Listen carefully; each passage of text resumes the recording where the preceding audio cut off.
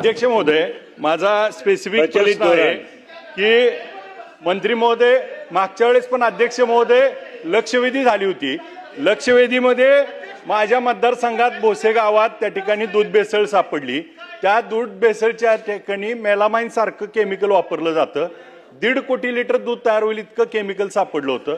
त्या लोकांना मकोका लावणार असं सभागृहात आपण आश्वासन दिलं होतं.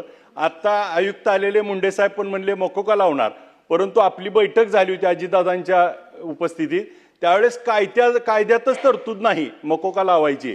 त्यामुळं आपण सभागृह त्याला मकोका लावण्यासाठी कायदा करणार का?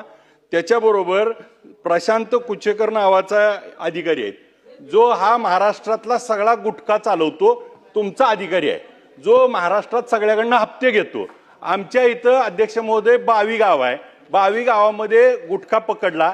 ते पकडायला त्या मॅडम आल्या होत्या पाटील, त्यांच्या गाडीला गाडी डॅश मारली आणि त्यांच्या जीवाला धोका झाला होता. त्याच्यामध्ये गुन्हा कुणावर झाला? फक्त त्या पिकअपच्या ड्रायव्हरवर. आणि मग आशु गुप्ता नावाचा जो महाराष्ट्र चालवतो हेड आहे. आता आम्ही सभागृहात नावं सांगतोय, ही नावं यांना माहीत आहेत, कोण कुठला एजंट आहे, कोण कुठं पैसे घेतो, किती घेतो, सगळं माहिती आहे डिपार्टमेंटला, परंतु ती जाणीवपूर्वक का कारवाई केली जात नाही? अध्यक्ष महोदय, स्पेसिफिकच विचारतोय मी.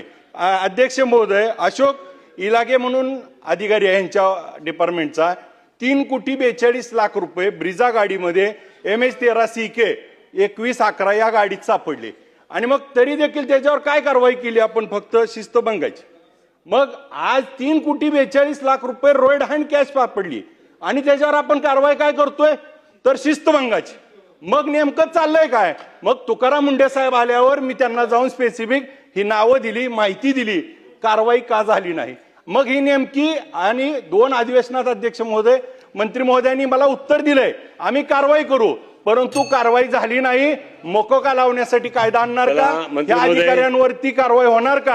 आणि ह्याचे मुख्य सूत्रधार जे चालवतात त्यांचे वरती गुन्हे दाखल होणार का? ड्रायव्हरवर गुन्हा दाखल होऊन चालणार नाही. ह्याच्या मागचे नेमके मूळ सूत्रधार त्यांच्यावर गुन्हा दाखल होणार का?